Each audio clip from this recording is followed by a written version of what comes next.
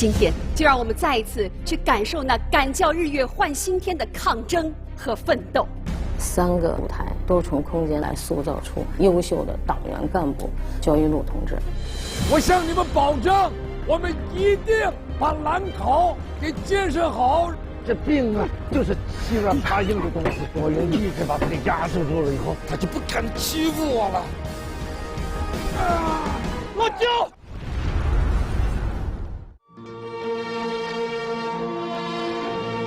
1990年上映的电影《焦裕禄》，讲述了上个世纪60年代，初到任上的兰考县委书记焦裕禄，看到逃荒的百姓后，立下一定要让大家吃饱饭的信念。在随后475天时间里，他用坚强的毅力、炽热的情怀，带领全县干部群众战天斗地，治理兰考100年的内涝、盐碱、风沙灾害。拼命也要堵住这个风口。干部不灵，水牛掉井，越是困难的时候，干部们越要振奋精神，挺身而出，拿出共产党人的气魄来。咱们跟老天爷拼一拼。身患肝病，他顽强坚守工作岗位。没事，接着往下说吧。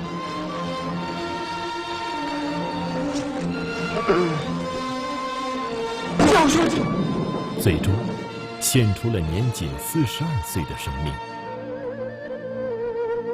半个世纪过去了，焦裕禄的精神依然熠熠生辉，历久弥新。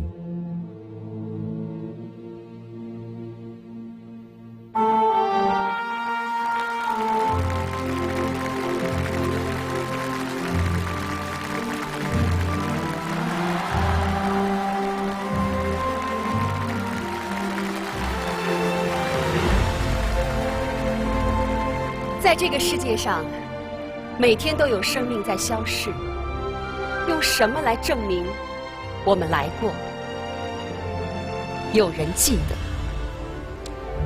河南省开封市兰考县县委书记焦裕禄就是这样一个活在别人心里的人。1962年的冬天，正是兰考3害最严重的时候，焦裕禄来到了这里，展现在他眼前的是一望无边的黄沙，结着冰凌的蛙窝，还有摇曳着枯草的盐碱地。从那之后的475天，他带着当地的老百姓与天斗，与地斗，让沙土地生根，让盐碱地生芽，让内涝的兰考生出泡桐花。最终，他也将自己年仅42岁的生命完完全全地奉献给了那片土地。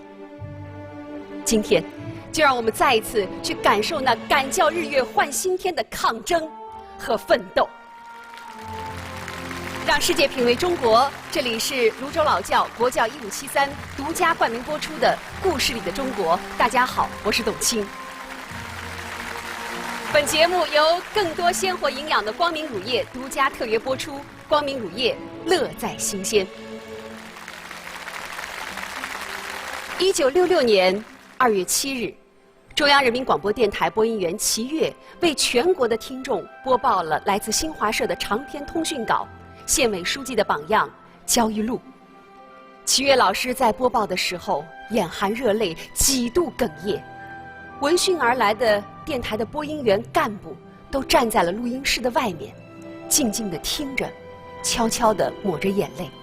一个为人民鞠躬尽瘁的共产党员的形象，鲜活地矗立于天地之间。这篇通讯是由当时任新华社副社长的穆青带领冯健、周援3人共同完成的。今天我们也很高兴将穆青老师的儿子穆小芳以及河南日报的记者，曾经2度获得中国新闻奖1等奖的记者童浩林请到了现场，让我们掌声欢迎2位。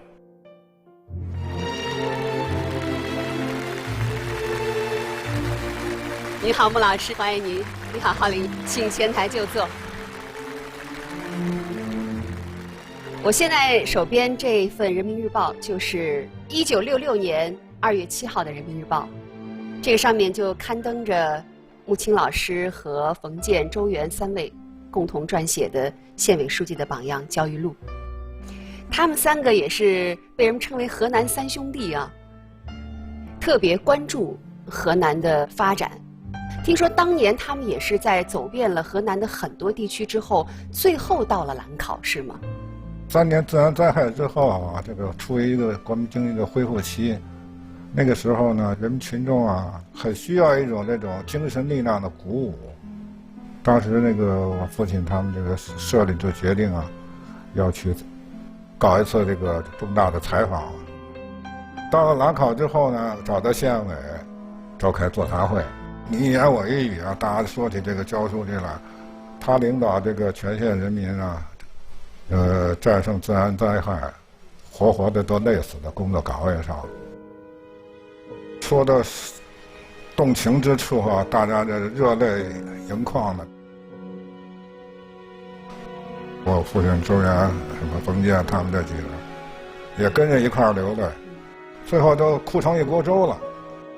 他真是为这个人事迹感动啊！他一个最简单的一个信念，就这么多人能为他掉泪，你说这不是一个好干部，这是什么呢？老爷子更坚定了，就是把这个人物一定要报道出去，一定要采访好。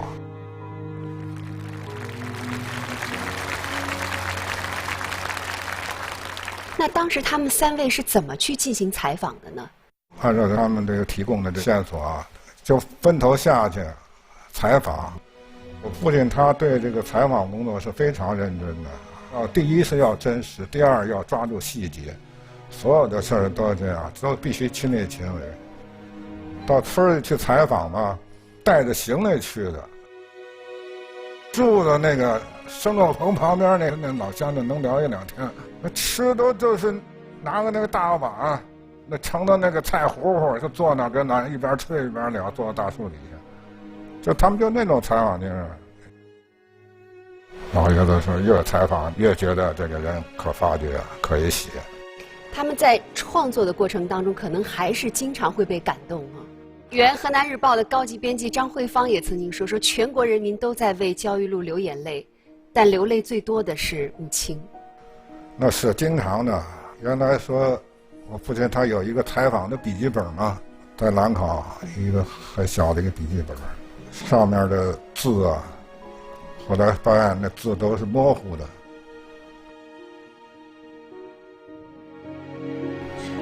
后来才了解到，那都是眼泪打湿的。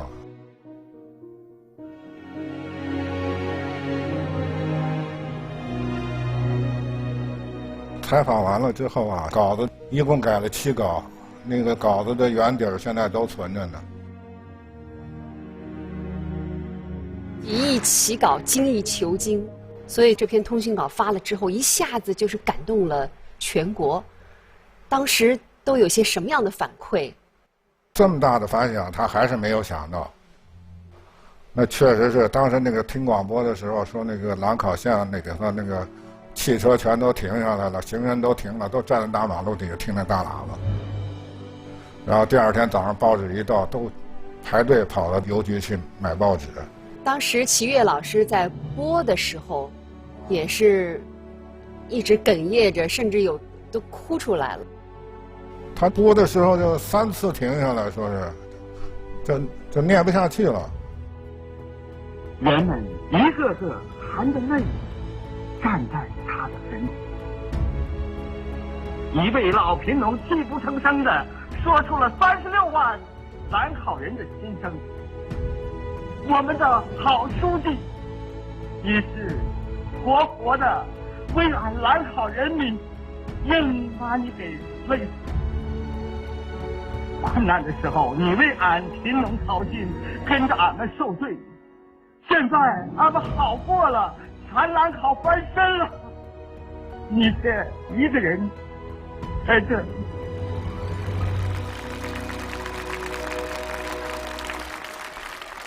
2月7号上午10点播了70分钟，晚上9点又播了一次。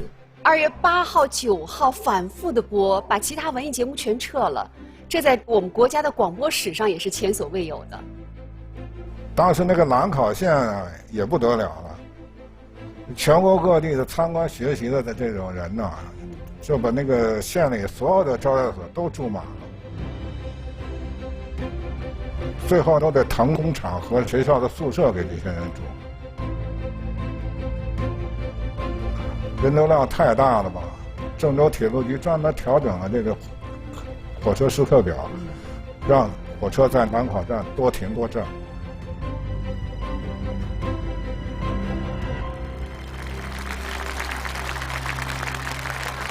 不过穆青老师也的确很了不起，他的每一篇报道几乎都能成为我们新闻界的范文啊。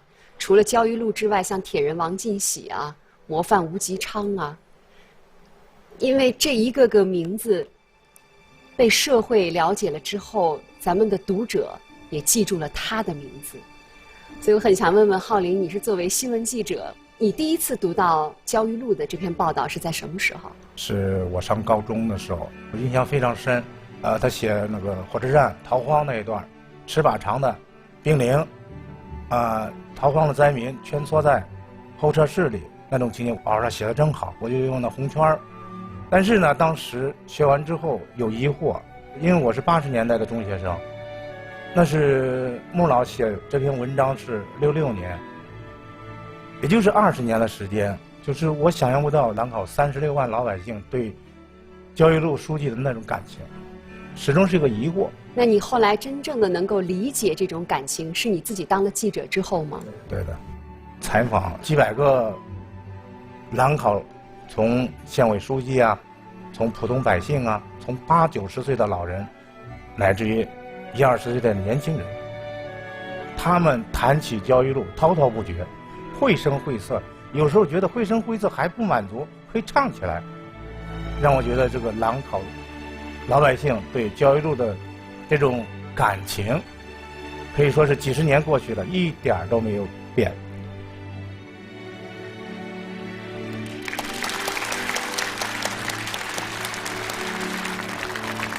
其实焦裕禄的精神能够历久弥新，就是因为他的这种公仆情怀、求实作风、奋斗精神、道德情操。我们也再次掌声谢谢二位今天能够来到我们的节目当中。接下来就让我们一起来看一看田沁鑫导演带领着我们的青年演员如何开展围读会，又会如何来塑造焦裕禄这个形象呢？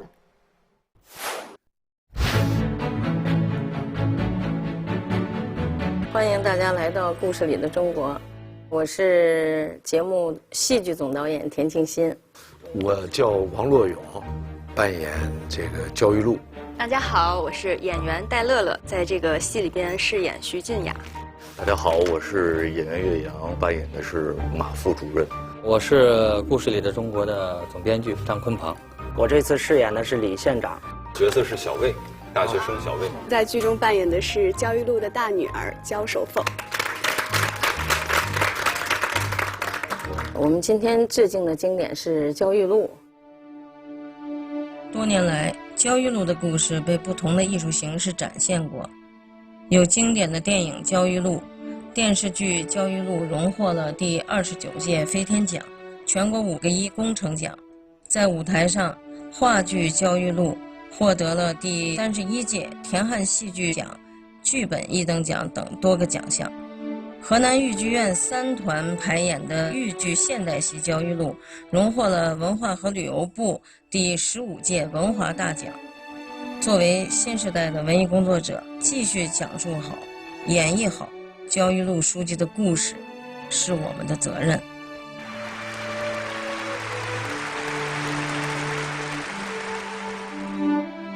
这个王洛勇老师演过焦裕禄。我觉得焦裕禄他不是靠蛮干，他不是靠简单的呼口号，他去了之后，在最短的时间里，让咱地里能长出庄稼，让桌上能有白馍吃。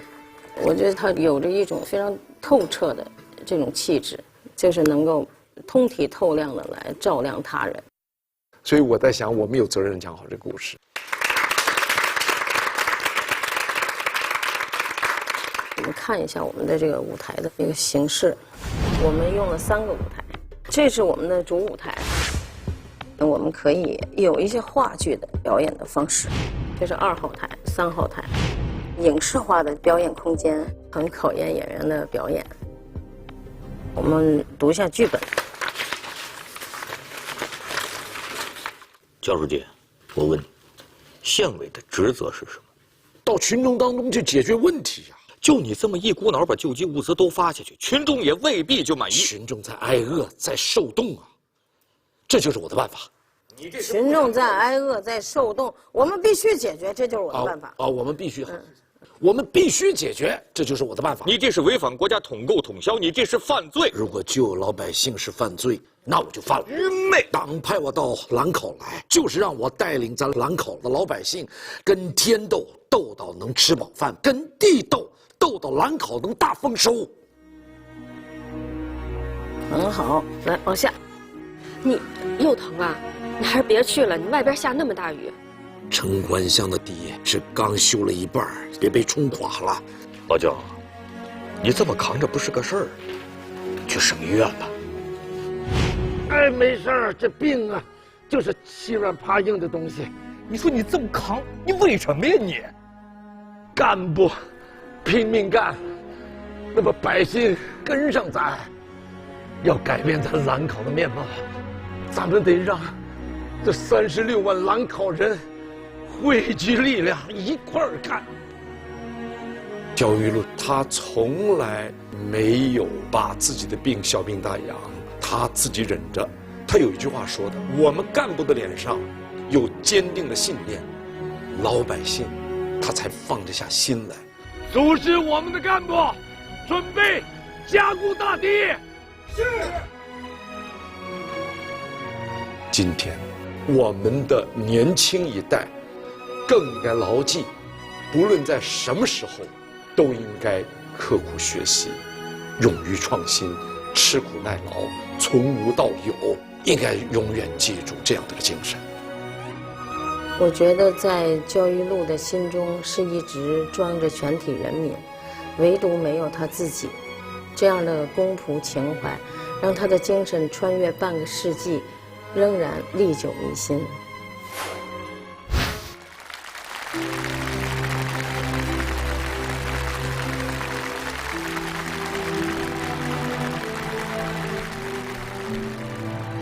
1990年，峨眉电影制片厂拍摄了电影《焦裕禄》。电影上映之后引起了轰动，当时的发行拷贝数达到567个，那是新中国成立以来我国首轮国产电影的发行拷贝数的一个最高纪录。大家可以想象一下，在那样一个每张电影票只需要3毛钱的年代，这部电影的票房达到1个亿，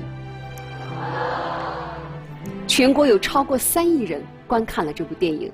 那今天我们很高兴把这部电影的导演王继行先生也请到了现场，让我们掌声欢迎他。您好，王导，欢迎您，来，请坐。电影剧本是在那篇通讯稿的基础上改编的吗？是的，因为这个通讯稿影响太大，焦裕禄的主要的这个事迹还是通过这个通讯稿来传遍了全国的，所以这个印象特别深。一个是他对老百姓说：“我是你的儿子。”这个过去我没有听到一个领导干部这么说过。再一个就是他上任的第一次县委会，就把这个县委委员带到了兰考车站。当时成千上万的这个兰考群众啊，因为这个受灾嘛，要出去逃荒去。然后现场给大家说，他们都是我们的父老乡亲，我们心里不有愧吗？虽然我当时很小，但是印象非常深。当时您完全没有想到，在很多年以后，您会拍电影《焦裕禄》。对，您慧眼独具，挑中了李雪健来扮演焦裕禄。从外形上来看，他并不是特别的接近。但我觉得他能够完成这个任务。我们到了这个兰考啊，在准备的时候，我说你赶紧去焦裕禄家里体验生活去，跟焦裕禄的妻子天天聊天儿。结果他就兴高采烈去了。去了以后，这个又碰了大钉子。老太太一看他就非常冷淡，很不高兴，说了一个不像，一盆冷水浇在他身上。当时回来他就说：“哎，我演不了，这老太太不认我，这焦裕禄家人都不认我，我怎么演啊？没法演，我不行，我回去了。”后来我们一块儿都劝住他，我们说我们想办法。虽然外形上你跟他有差距，因为他当时刚拍完那个电视剧《渴望》嘛，第一个平头，因为焦裕禄是个瘦高个儿，但是关键就是说你要神似，你要把焦裕禄的精神状态要演出来，这个是别的演员没有的，但是你的眼睛里边有。所以他从这一天开始，还有20多天开机嘛，他不吃饭了，不吃肉，不吃饭，每天就用清水煮一点菜。到开机的时候已经减了20多斤了，然后那个化妆师跟他把头发戴起来，然后服装穿上，他一看，哎呦，真像，他一下有信心了。到后来，老太太亲自带她的儿女慢慢到我们剧组来了，看了他的表演，非常感动，啊。后来老太太亲自把他焦裕禄的遗物啊，一件一件都找出来送给李雪健。所以现在我们拍这个电影里边好多道具、服装是人家焦裕禄的家里提供的，老太太提供的。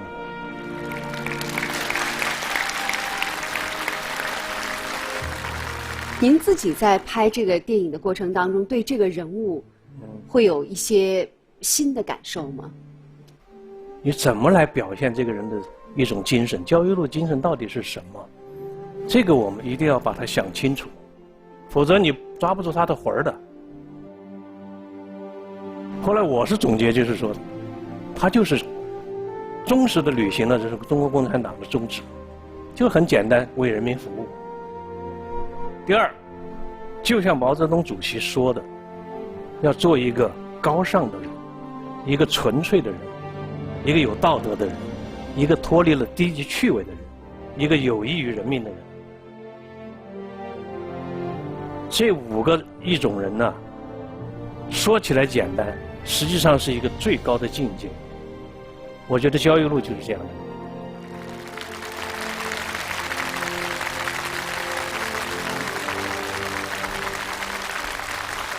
所以当年的这部电影的首映是在哪里？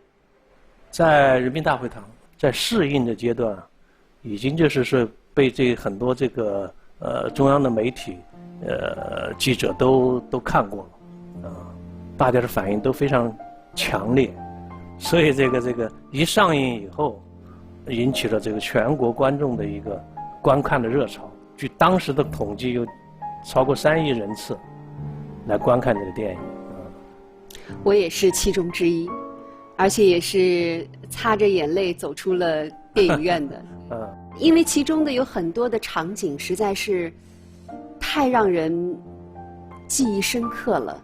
比如说，就刚才您说到的那个风雪交加那个夜晚，焦裕禄带着县委的班子去车站，那一幕，当我们看到一个县委书记啊被这个四处逃荒的人挤得简直已经没有了容身之地，那种心酸真的是无法用言语来形容的。我们可以在我们的现场再重温一下那个片段，一起来看一看。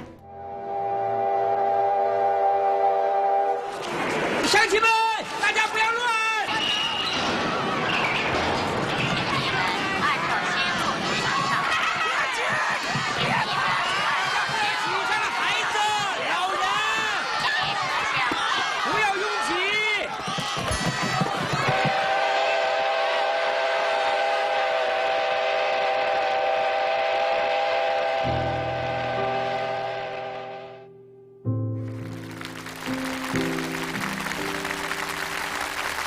我们今天现场请来了一位当年真真切切的，就是在车站去逃荒的一位当地的老乡，让我们掌声欢迎雷中江雷大爷。您好，雷大爷，您好。您今年多大岁数了？ 81岁。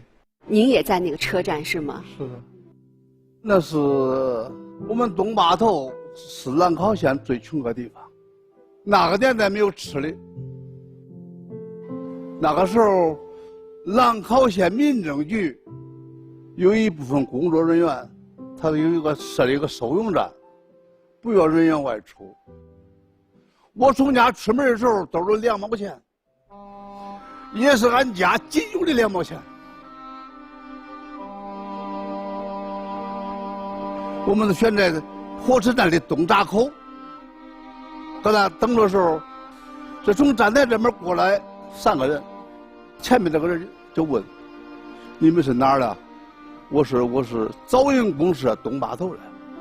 他走到我跟前，一只手握住我的手，一只手扶住我肩膀，说：“我是咱县委的，我姓焦，我叫焦玉禄。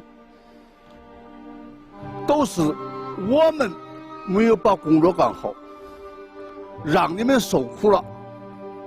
你们去吧，路上注意安全。”这几句话当时说的很沉重，所以说我们刚看他的脸，这心里热乎乎的，打心里对他有个感激之情。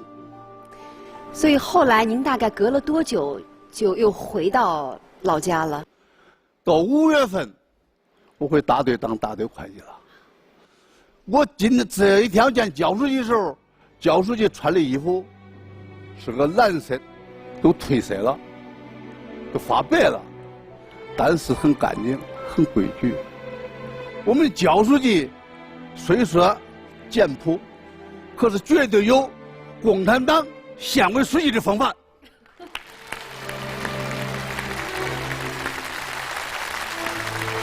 有一次，我们正在推小车，焦书记过来了。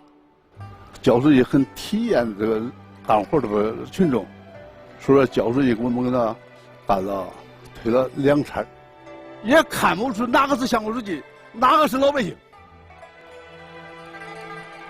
现在还会经常想到他吗？哎呦，我经常想到，我们兰考有今天，我们焦书记功不可没。你想的什么，你干的什么，老百姓心中有杆秤。我想很多乡亲会和您一样，可能不是天天想着，但是永远不会忘记。谢谢您，谢谢。来，您回到座位上休息。我们今天现场还有一位，就是当年啊和焦裕禄书记一起2人植下那棵现在还活着的那棵焦桐树的一位老乡，我们掌声欢迎魏善民，魏老。俺这风沙厉害，大大小小80多沙丘。焦书记啊，就这一看那情况啊，我老母啥当风沙，过去还有桐树叫当风沙。这焦书记一听，他这个按说要茶呀，叫泡桐。焦书记懂得太多了。他的那个小树，那个芯儿啊，空来是，它长得快。这个栽树呢，得2个人一半，一个人先刨坑啊，一个人拿树苗，他这边刨好坑了，那个人把这个树苗看过来了，就是给坑里搁。焦书记那时候他选择我。他为啥选了你啊？我说我年轻啊。我刨坑，焦书记扛树苗啊。哎，就是这个情况。你看这个魏老说起来，跟焦书记搭班种树，是特别的一种幸福的感觉。对，这个泡桐啊，就那一块小块啊，要是现在3个人还搂不过来嘞，粗得很。现在这个炮筒啊，都已经成咱老百姓的脱贫致富的途径了，是吗？20多万亩都承认了，已经耕田3代了。哎呀，兰考了，它的经济就是从炮筒啊。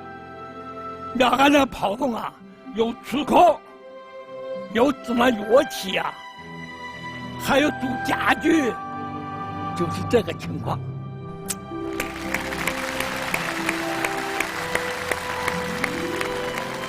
我在想，要是用这个炮筒做成乐器，这弹上一首曲子，那可真正的是咱们老百姓的最美好的生活的旋律了。我们也再次谢谢魏老来到我们的节目当中，谢谢您的生动的讲述，谢谢您。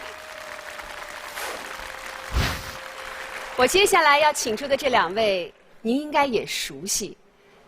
我们今天很高兴也请来了焦裕禄的女儿焦守云，以及她的外孙歌剧演员余音，有请2位。你好，守云大姐，您好。你好，余音，欢迎您。其实您是在父亲去世前差不多半年的时间，才被从山东老家带回到了父母身边。当时家里是什么样的情景呢？我是从小呢，我就跟着奶奶，一直到我父亲最后一次回老家。因为我已经上学了，他就把我带回了兰考。兰考的那个家非常的简陋，也没有什么家具啊。那时候就是住到一个办公室里头，相当于现在的9平啊，或者是10平。我们一家人都住到那儿。几口人？我们姊妹6个，我还有一个姥姥。我父亲基本上他是住在办公室。我母亲怕我父亲想孩子哈，基本上每天都会带一个孩子去，叫我父亲看看。哦，就是轮流带，今天带这个，明天带这个。对对对。也就是说，你每个星期可能可以见到父亲1次。哎，是。那个时候吧，说实话，我是一门心思就是要跟着我奶奶，所以又哭又闹。他就拿一点东西哄着我，喊爸爸。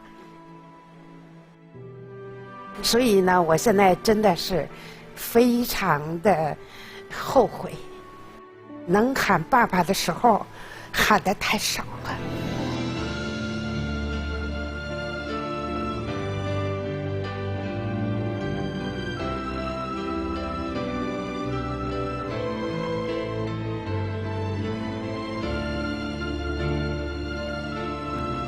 后来时间久了，是不是就跟爸爸开始亲近起来了？对对，我父亲那时候要求我们要洗脚，要洗脸，因为我刚开始是从农村老家，好像没有那么多好的习惯。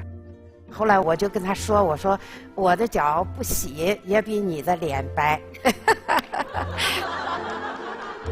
他也就是那么笑笑。我父亲他从小就会拉二胡，他有点时间他最喜欢就是领着我们唱歌。他最高兴的时候就是领着我们孩子在一起玩。对于一个家庭来说，父母的言传身教是最好的教育。在这点上，您有什么记忆深刻的事情吗？他把劳动看得非常的重，他就觉着人不能不劳而获，再一个呢，他非常反对我们家里头的任何人搞特殊化。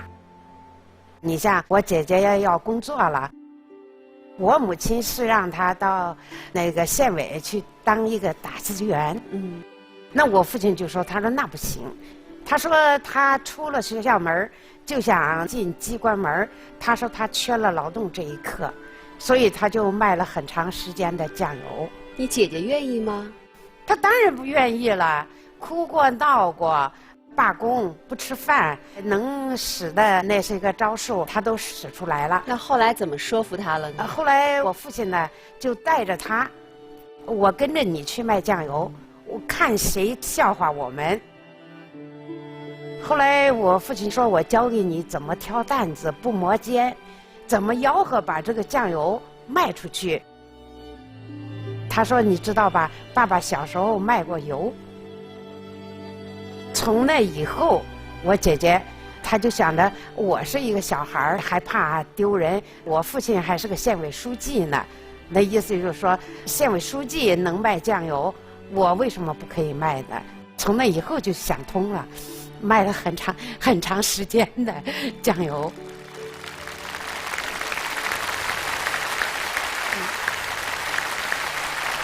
1964年的那个春节是焦书记的最后一个春节。对，那个春节在哪儿过的？在山东老家。我们10年没有回过老家，这一次回去，他也非常的珍惜。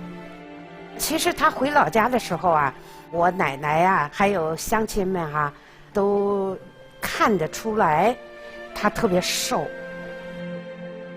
你知道这个肝病啊，他到最后又黄又瘦，就是非常的这个憔悴。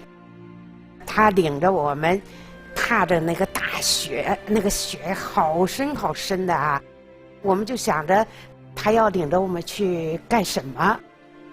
他就是叫我们到祖上的那个坟墓的那个地方，说要跟我们讲一讲我们祖上的一些个事情，领着我们在那里磕头。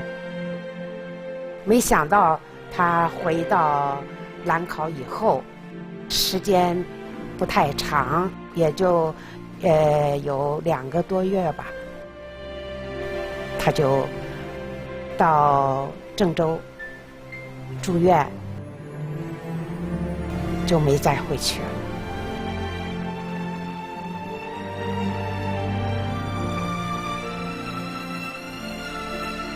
在知道这个焦书记去世的时候，奶奶是什么样的反应？白发人送黑发人，他是最难过的。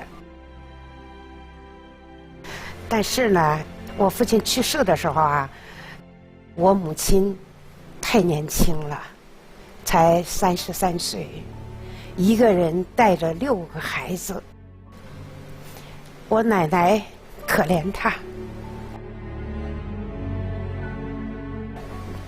人家就说焦妈妈，焦书记去世了，你怎么不哭啊？他说，我是家里头的老人，我不能哭。他说我得照顾俊雅，得照顾孩子。等他把我父亲的丧事办完以后，他要离开兰考的时候，他自己找了一个孩子，用个架子车把他拉到了我父亲的墓上。他连跑带奔的那么个速度啊，他一下子扑到了我父亲的墓碑上。那时候我父亲的墓碑还比较矮，他哭着，他喊着，他说：“路子啊，他说这可能是咱们娘俩最后一次说话了。”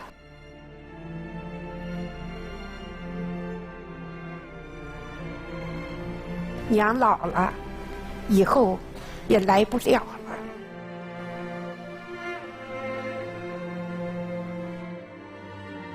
在那里真的哭了一个天昏地暗。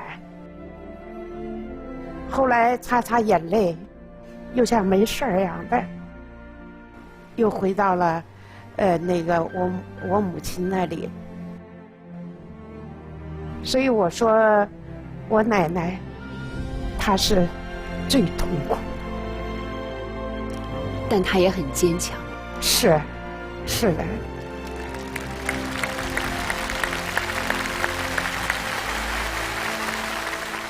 最让人心痛的主要是因为孩子还太小了。对，这么多6个孩子。其实我的2个弟弟哈，那时候啊，他们都不明白什么叫死。我记得我这个看见我母亲回来了，还在那儿哭，我也吓得够呛，我也不知道为什么。但是我姐姐她懂事了，她就一把把我扎的那个红头绳，她就给我拽下来了。她找了一个白布，她给我换上了。完了以后，我妈妈把我搂在怀里头，她说：“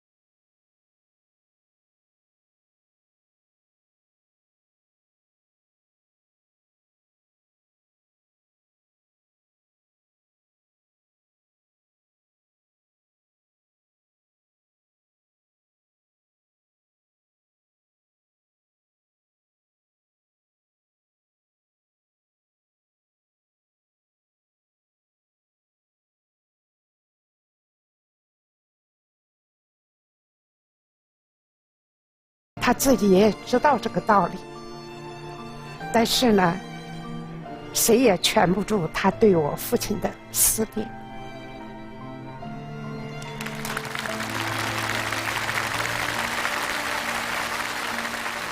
我外婆，你像那个时候在过年的时候，年30的时候，她会一个人包饺子包到大年初1，因为她要熬一夜。一个人包饺子包到大年初1，然后在年初1大家都串亲戚，都在欢聚的时候，他回去睡觉，因为他接受不了不团圆这个事儿。余音现在已经是一名专业的声乐演员了，而且对你来讲可能很特殊的经历是，你居然在音乐剧里边扮演了自己的姥爷。对，焦裕禄3个字呢，从小的时候懵懵懂懂，到后来，可能曾经有一度，就是刚懂事的时候，别人会指指点点，说他是萧家的人。90年的时候，我10岁，小学3年级，走进电影院，看到这个电影，我的外公是这样的。你去扮演他的过程，一定是一个对他重新了解和认识的一个过程。是的，你真要塑造这个人物，可能你就要把他的心声通过台词、通过歌曲表现出来。我就觉得可以通过这种方式去接近一个你已经没有机会再见到的人。其实对你来讲，这是个挺幸福的一件事情。对，在这样的一次又一次的演绎他的过程当中，无形中你是跟他遇见了。我觉得走进了他的精神世界，拼上老命，大干一场，决心改变兰考面貌。我觉得这是共产党人的一个决心和坚毅，不是这一代一代的一批一批的我们的共产党人。我想我们今天的幸福生活也不会是现在这个样子的。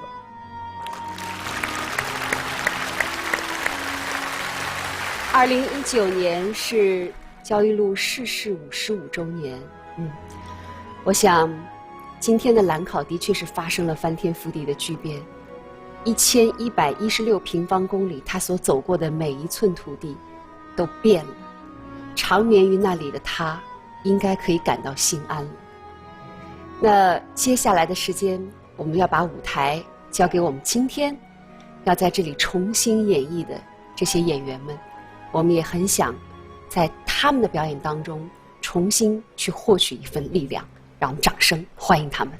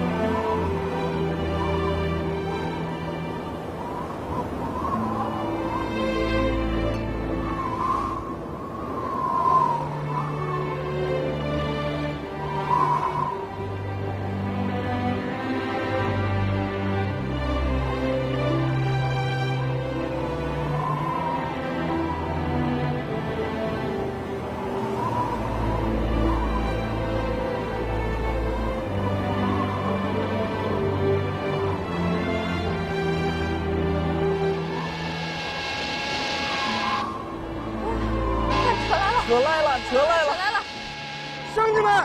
乡亲们回去吧！哎，乡亲们，回去吧！不能走啊！我们不能够逃荒，咱们不能逃荒，不能走啊，乡亲们！咱们不能走啊，乡亲们！不能走，回去吧！回去吧！我吃了呀！不能走啊！不能走啊，乡亲们！回去吧！周书记，回去吧！这逃荒的乡亲们，我们拦就行了，您就别亲自出面了。拦什么拦？拦着不让老百姓去吃饭吗？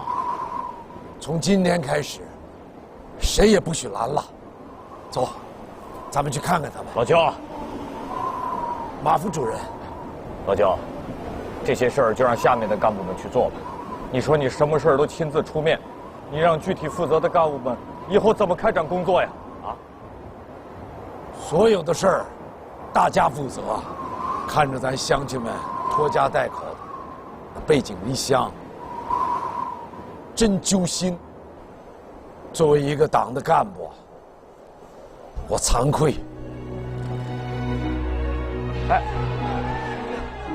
哎，书记，乡亲们，我是焦裕禄。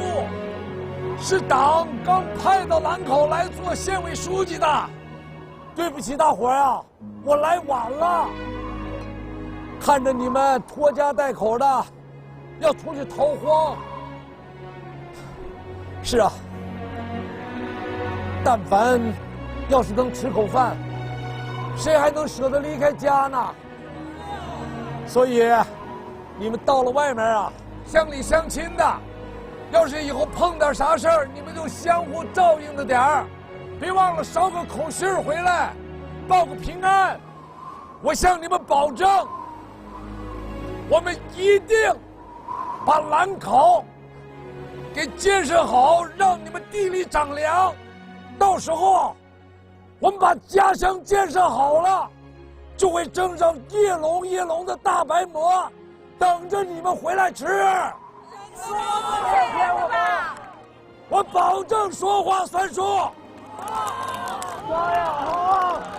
好！你们去吧。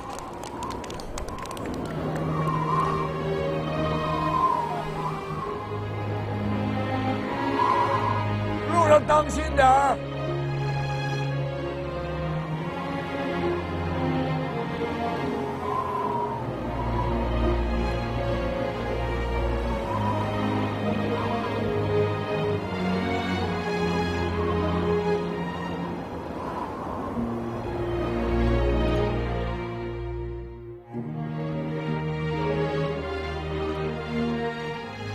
马副主任，这是出纳部，请您过目。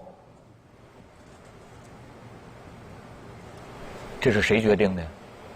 是焦书记决定的。这不胡闹呢吗？这1万块钱是拨给县里盖办公大楼的，也不提前打个报告，他要干什么呀？听说是买了高价粮。高价粮？对。哎，焦书记好。来了，马主任。老焦，哎，我正好要找你。啥事儿？坐。哦。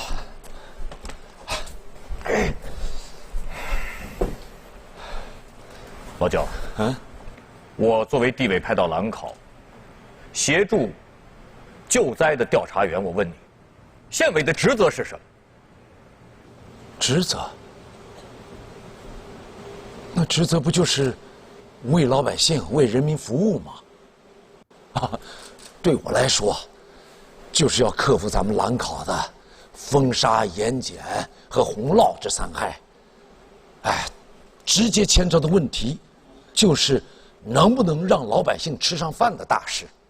你现在最重要的工作就是统计好救灾情况，按需分配救灾物资。你不能盲目的把县委的干部都发下去，随意发放救灾物资啊！马主任，您这怎么了？什么我怎么了？我问你话呢，别岔开话题。我们到群众中去，就是了解问题、解决问题呀。你要是下去，你就可以看到了。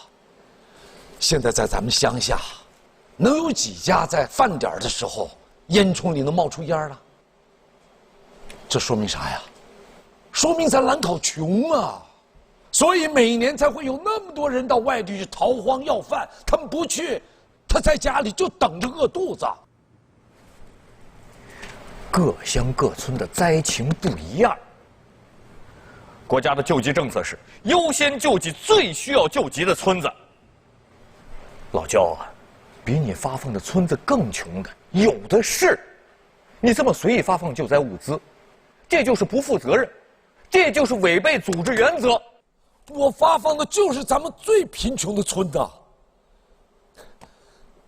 我不能看着每天咱们的救济物资就在那火车站的站台上待着堆着，这都8天过去了，再这么等下去的，怕是要等出人命。咱们党呢，救灾政策就是全心全意的为人民服务，人民满意才是党执政的唯一标准。可你就这么一股脑的把这救灾物资都发下去，群众也未必能见得满意。全心全意为人民服务，那也得讲策略、讲方法。啥政策啥方法呀？啊，让我把那些物资再堆在那儿9天、10天、1个月？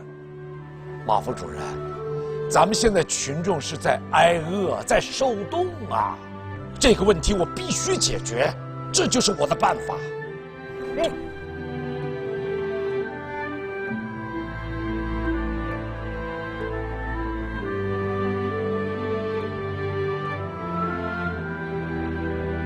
我还有个事情要问你，我给县里盖大楼的那1万块钱买了高价粮，是你批准的吗？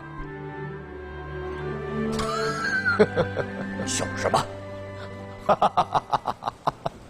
原来你就是为这个问题啊！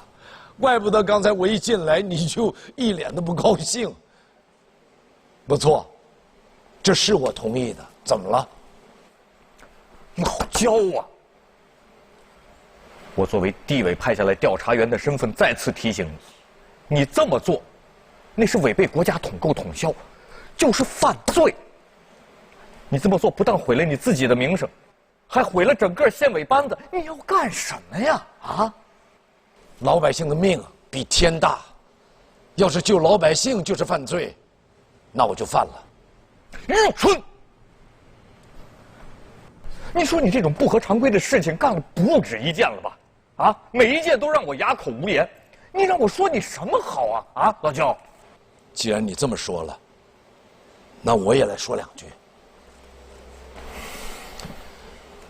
自从我到兰考来以后，看着咱们那些百姓眼睛里的，除了善良和淳朴，剩下的都是愁苦。党派我到这儿来干什么？不就是领着老百姓跟天斗，斗得能吃饱饭；跟地斗，斗得咱兰考能大丰收吗？而且肖书记，马副主任，怎么样？咱那1万块钱的救济粮买回来了。太好了，这么大的好事，你嘟了个脸干什么？出啥事了？是不是地委知道了？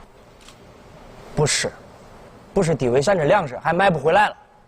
咱这1万块钱买了不是高价粮，是地委从国家储备粮平价给咱买出来了。你说啥？哎，但是地委说了，要派工作组下来调查那1万块钱是咋回事。你看我说啥来着，老焦，闯祸了吧？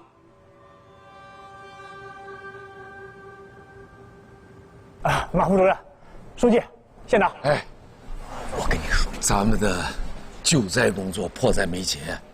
兰考是沙地的大县，没有遮挡风沙的树木，一起风，那就是满天是沙土啊！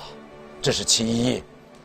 旱的时候，太阳暴晒，盐分都积在土壤的表面，成了盐碱地，长不出庄稼，这是其二。其三，咱们兰考是黄河的最后一道拐弯处啊，一下大雨就是内涝成灾啊。这3害是悬在咱兰考人头上的3把刀，刀刀都是要害，刀刀都不让咱老百姓能吃上饭。所以，所有的救灾物资已经全发下去了。是吗？领导，那1万块钱换的粮食啊，就大吉了，老百姓都活过来了。真的，真的，太好了啊！谢谢你们，老焦。哎，你听到了没有？你过来。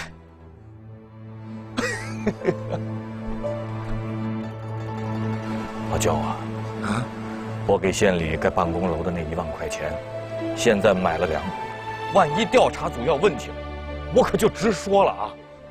那大楼咱可以不要，但百姓咱不能不要，哪怕是多救1条命，就是坐牢，我也心甘情愿。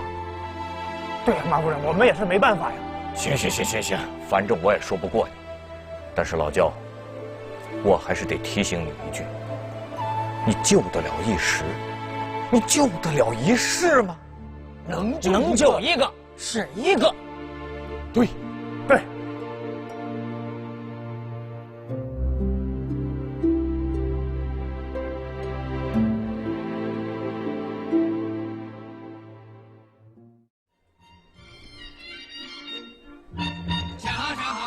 来，乡亲们，来，过来领馍了，都来。哪有馍呀？哎呀，不信过来看看。乡亲们，快来吃馍呀！来，有几都有。乡亲们，排队。咱们这个粮食局的食堂给大伙蒸了白馍，1人1个。我想你们都饿了，赶紧啊，来上前来领。啊，咱们咸菜厂也送来了咸菜。哎，咸菜厂的同志，吆喝一下。咸菜到这儿领，咸菜领不领？不要咸菜，咸菜领不领？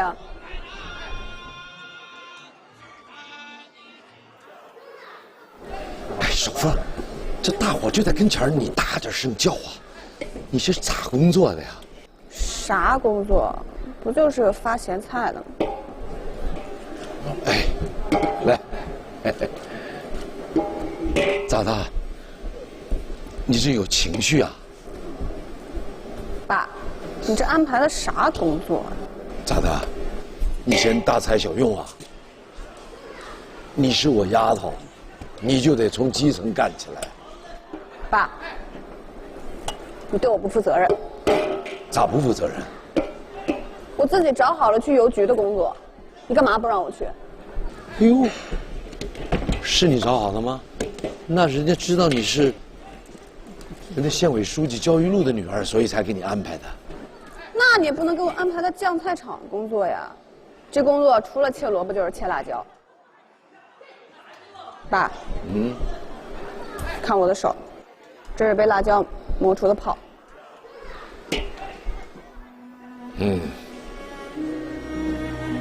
好样的！这泡你别给抠破了，让它自个儿破。等好了以后，你这手就结实了。收凤啊，你爸这是对你用心良苦啊。别人都说我，县委书记的女儿，卖咸菜卖酱油，挺新鲜。县委书记的女儿怎么了？那就能搞特殊啊？咱跟老百姓的孩子一样，没有啥特殊性，咱要干一行爱一行，只要脚踏实地就能有出息。少凤，你信不信？咱们就卖咸菜，也能成劳模。不过话是这么说啊，这要是我闺女，我还真有点舍不得。咋舍不得啊？那老百姓的孩子就舍得呀？啊，有工作就得有人干，要干就得用心干。少凤，你这扁的太硬了，而且你这绳子绑的太短，要长点儿，挑起来啊！我跟你说，那才有弹性，才轻。另外呢，我跟你说啊，你要招呼大伙儿啊，不能用你刚才那嗓子，得这么吆喝啊！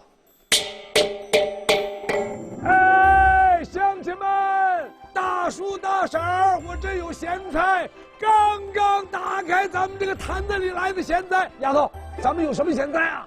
萝卜干、酱黄瓜、咸辣椒。吆喝呀，吆喝！帅哥的萝卜干、酱黄瓜、咸辣椒。萝卜干、酱黄瓜、咸辣椒。哎，谢谢书记。哎，来，哎，你慢点吃啊，别噎着。可好吃了。好，来来来来。萝卜干、酱黄瓜、咸辣椒。哎，来领咸菜。萝卜干、酱黄瓜、咸辣椒。哎，好，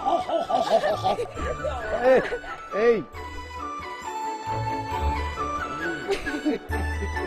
咋样？酱黄瓜萝卜干。萝卜干，好样的！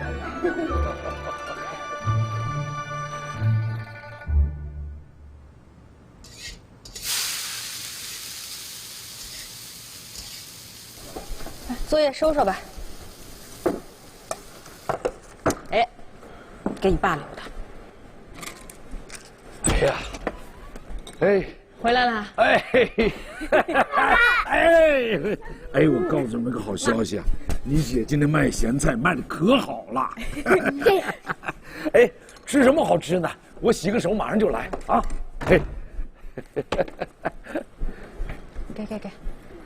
丫头。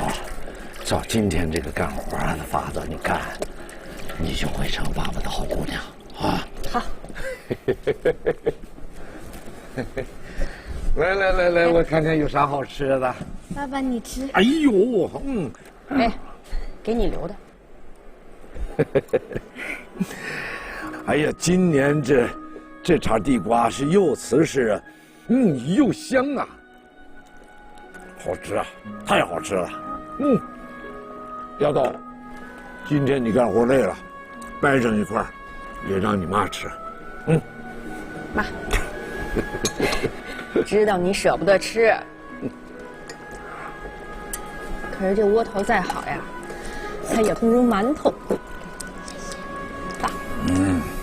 哎，等今年这茬粮食下来啊，咱家也有份儿，到时候啊，给孩子们蒸上几锅大白馍。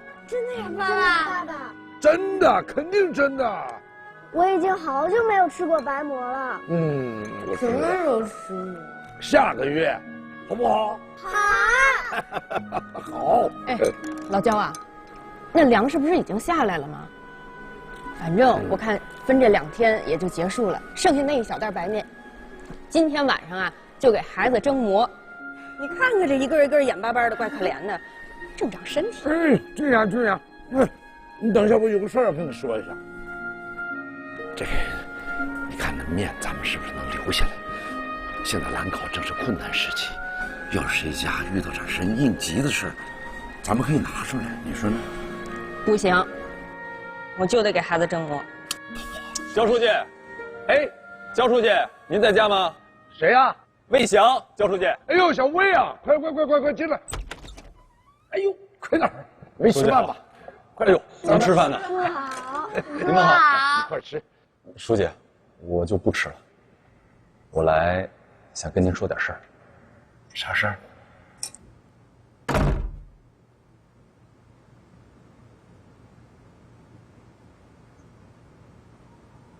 这是前几天您给我的白面，我没碰。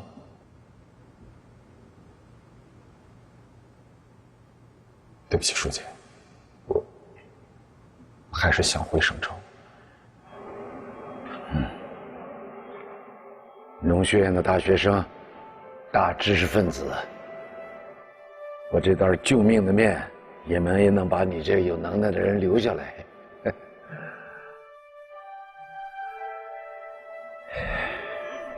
小魏啊，你在兰考受委屈了，我知道，我留不下你。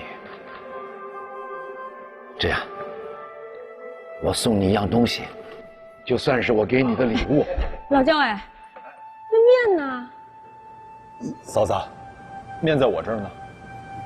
哎，这好你个焦裕禄啊！哦，你也会送礼啊？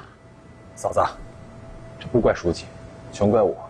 书记是希望我能够留在兰考，所以才把这珍贵的白面留给我的。但是您家孩子多，还是还给您吧。这，小魏，哎，这是咱兰考的土啊，你把它带上，回到省城啊，好好的把它给研究研究。为啥他在咱这儿就种不出庄稼来？你给弄明白了，帮咱们兰考人民解决问题啊！书记啊，咱这兰考的土啊，搁到嘴里尝尝就知道了。你看，这咸的是盐，凉的是硝，这又涩又骚又苦，还有点马尿子味儿。所以乡亲们都管这叫马尿碱。那这土适合种啥呢？没啥法子，只能改良土质了。改良土质？那咱们现在不是在改吗？把那沙丘子和盐碱地都铺上了新土。可是风一吹，又把那些沙子给卷回来了，全盖住了。书记，您别着急，我回去以后一定好好研究，一定给你一个可行的办法。小魏啊，拜托你了，帮我们想想办法，一定要帮咱兰考的老百姓改变现在这种灾害的局面。到时候你有啥需要的吆喝一声，我随叫随到。小魏啊，记得常回兰考看看，别忘了乡亲们的盼想啊。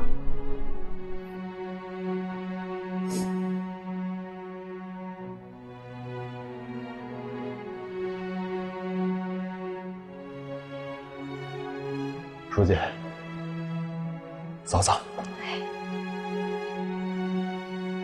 谢谢。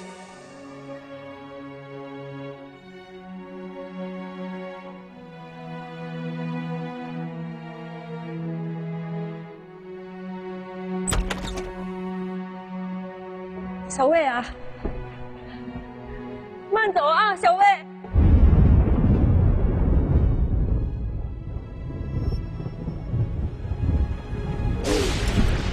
哎呀，老焦，啊，你又疼了？没事，我鞋带开了。坐前面。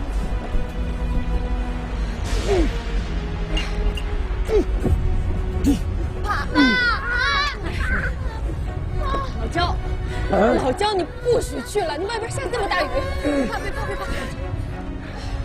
城关乡的地刚刚修了一半，这么大的雨，也被冲垮了，我得去看看。要吃了。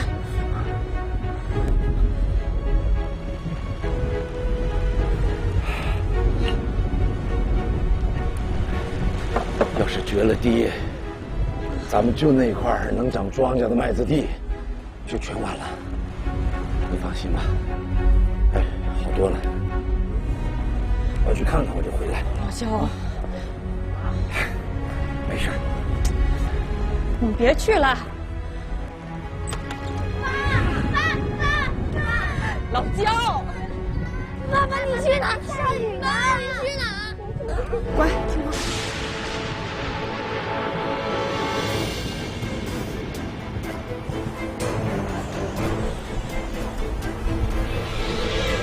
李县长，小书记，李县长，咱们的乡干部都到齐了吗？我都通知到了。这沈卫看长，瞅这架势，八成是要决口啊！我的亲娘啊，这麦子是要全完了呀！别说麦子了，这房子保得住啊，这人能保得住啊！这个时候说这些牢骚话有什么用啊？咱们要赶紧组织劳力，加固大堤。这么晚了，下这么大的雨，上哪儿找人去呀？这天这么黑，谁滑到水里边，那可就出了人命啊！就是啊，兰口年年受大水，可出了人命，咱担不起责任，担不起啊！咱们兰口，这庄稼就是人命，看着老百姓的庄稼受淹，咱们当干部的不敢承担，咱们脸上臊不臊啊？干部不灵，水牛吊井。越是在困难的时候，咱们越是要站出来，给群众做个好榜样。是，老焦说的对，干部不灵，水牛吊井。大家都是党员，撸起袖子，大家一起上。好，陈乡长到了没有？在。你们带了几个人？我带了6个。还有呢？赵书记，我带了5个。张书记，我这仨。好，5、6、仨，14个，加上你们仨，另外还有你们俩，总共19个。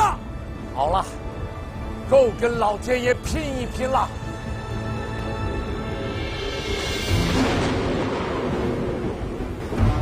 这样，咱们兵分3路，你们3个留在这儿装麻包。是，要4个打桩子的。好，其余的人跟我一块儿来背沙包上大堤。是。老焦，算我一个，我跟你一起上。马副主任，你当心点儿。哎，这边，哎，哎。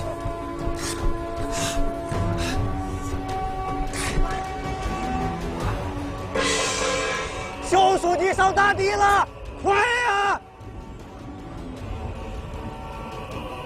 岔开路，船上来，往上窜，来，直接窜，往上窜，好，来。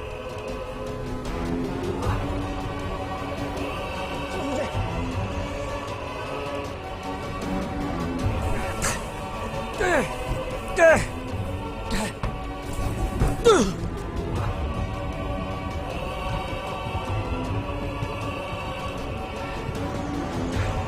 来，对，桩子打得怎么样？差不多了，焦书记，别停下来，来，来，来，来，来。对，可以，可以，对，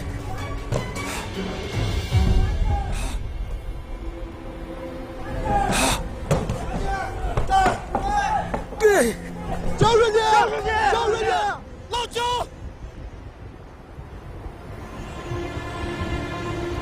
没事。哎呀。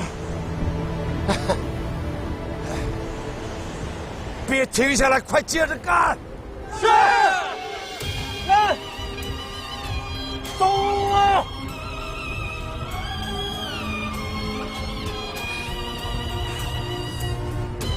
干，干，啊，对，走啊！走，1、2，走啊！1、2。走啊！1、2，走啊！1、2。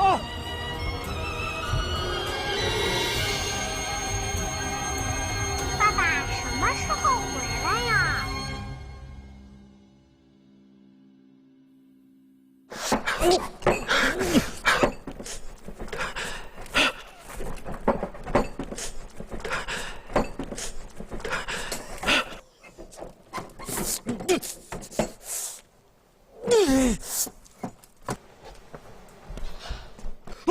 老焦，我跟你说，你不能这么扛着哈！你这病得去医院。哎，没事儿，这病啊，就是欺软怕硬的东西。你看我用意志把他给压住了以后，他就不敢欺负我了。哎，说心里话，我也真的不想去医院。你呀，就是嘴硬。你说你这么扛，你为什么呀你？为的是我向兰考老百姓的一个保证。你还记得吧？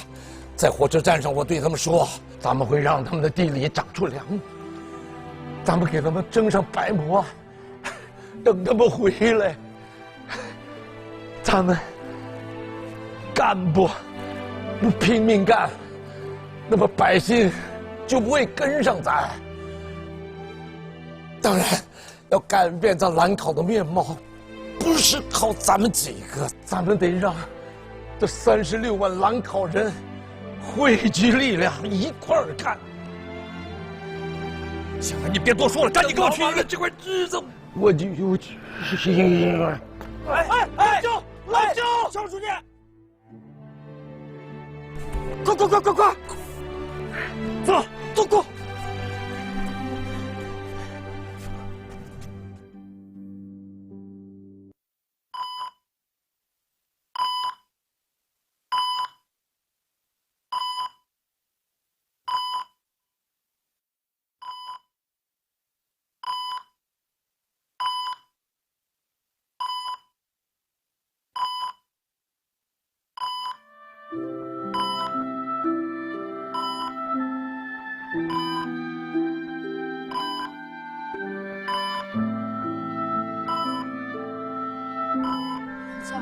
老焦，张书记，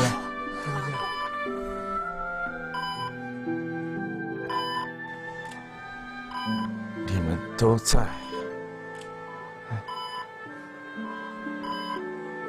咱兰考逃荒的百姓们，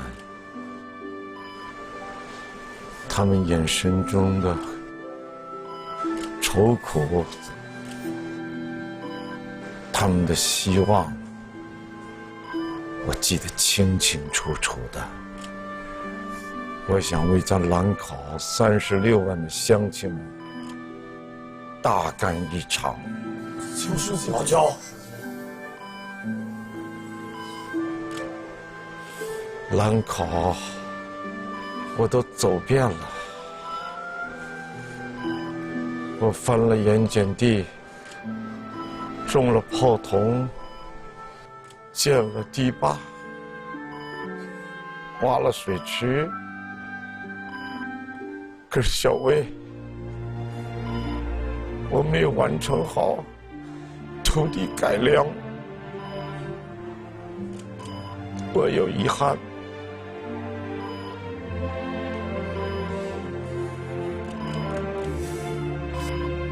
俊雅，对不起你，我把孩子交给你了，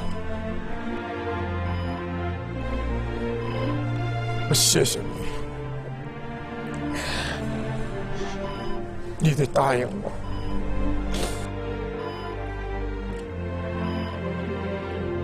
我死了以后，把我埋在黄河的故道上，让我看着大伙儿把沙丘治好，成为一片绿色的土地。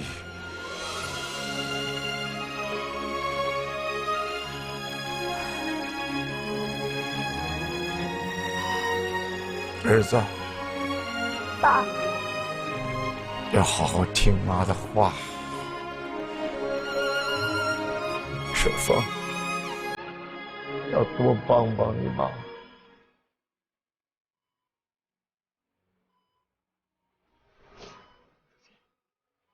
拜托了。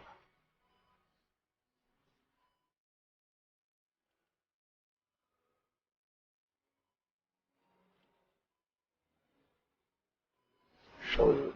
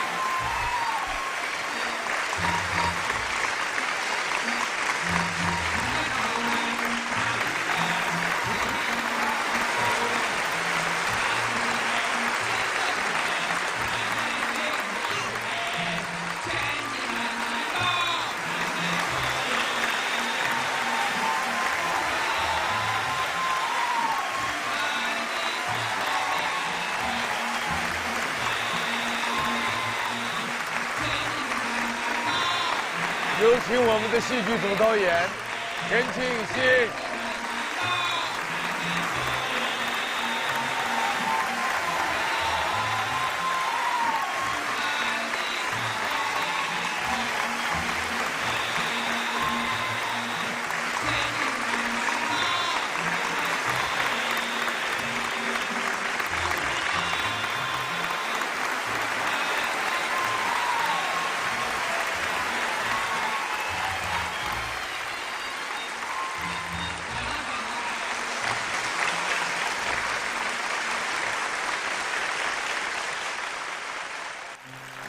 55年前，在兰考自然灾害最严重的时候，党派来了焦裕禄。而今天，为了全面建成小康社会，为了让人民过上更好的生活，全国选派了将近20万优秀的机关干部到基层任驻村第一书记。今天，我们也从他们当中挑选了几位代表来到我们的现场，让我们掌声欢迎他们。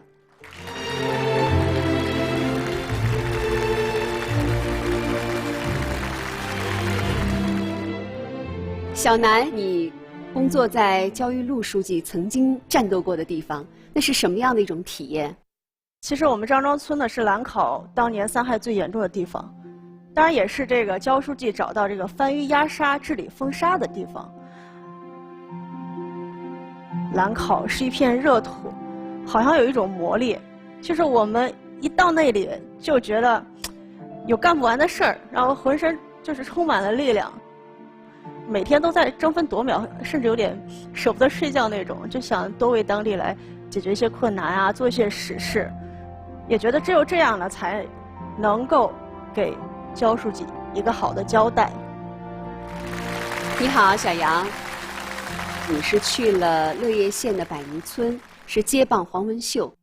那么也就是说，你到百泥村的时间并不长，3个多月，是吗？对。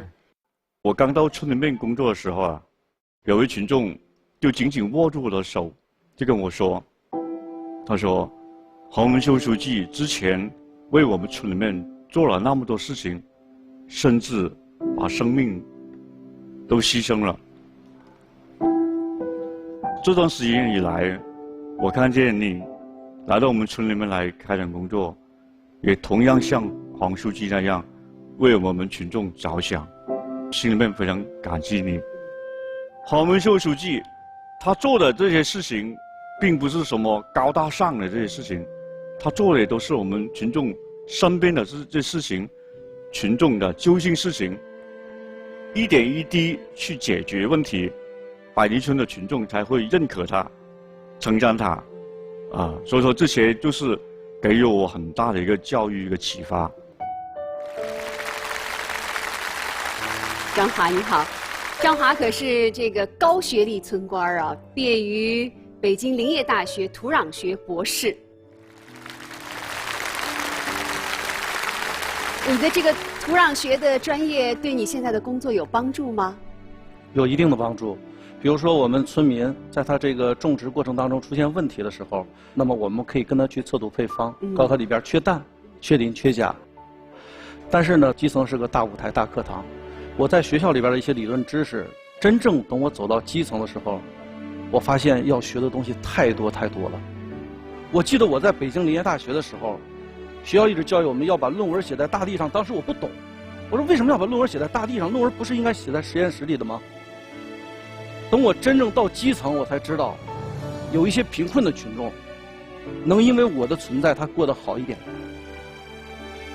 其实，在那个时候，发自内心，我觉得我的价值可能比我发一篇高水平的文章更加有意义。对张书记的这份真诚，也得到了乡亲们的认可。说张书记呀，对得起咱们远兴村，对得起咱们这些乡亲们，就是对不起他自家的媳妇儿。哎呀，从我内心来说，真的挺对不起的。怀孕9个月，现在在家里边，其实今年总共也就回家3趟。晚上加班到很晚，视频他给我打电话，他有时候跟我说：“哎，都挺好的，其实我内心知道这个怀个孕挺痛苦的，包括要吐啊，要干嘛的。没事，之后会好好对她的。你知道的不多，就知道一个要吐啥的，这个都9个多月，早就过了那个阶段了，应该啊。这个知道你今天啊要来我们这儿录节目，所以媳妇儿呢，我们也偷偷的录了一段小视频，话虽然不多，但是也算是跟你打个招呼，好不好？一起来看一看。老公，我们的宝宝还有1个月就要出生了。自从我怀孕以来，你工作一直很忙，我们见面的时间很少。我和宝宝每天都有在想你。说实话，每次去医院产检的时候，看到别的宝妈身边都是宝爸陪着的，我心里也有一丝难过，也有一丝抱怨。但是当看到你工作那么忙的时候，又有一些心疼你。我特别能理解你，我和宝宝也为你感到自豪。当然，你也跟我说过，宝宝出生的第一时间见到的那个人一定要是你，所以我希望这次你不要食言，我和宝宝在家里等你。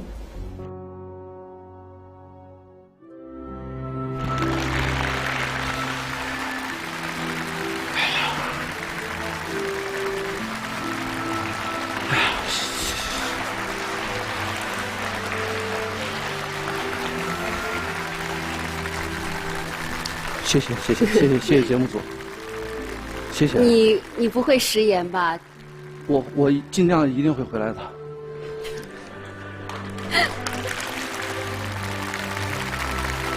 但是我可是听说，原本2年的任职期，你自己要求延期了。脱贫攻坚到了深水期了，你不能说是干事干半途而废。非常感谢我们这几位年轻人，他们是许许多多现在我们的驻村干部的代表。应该说，让我们特别感动的是，他们也都曾经是象牙塔里最优秀的学子，而如今我们看到，他们已经慢慢变成了脚踩大地、愿意俯身为群众的好干部。也希望你们真正的能够成为我们新时代焦裕禄精神的践行者，去谱写新时代最美的青春之歌。祝福你们，非常感谢。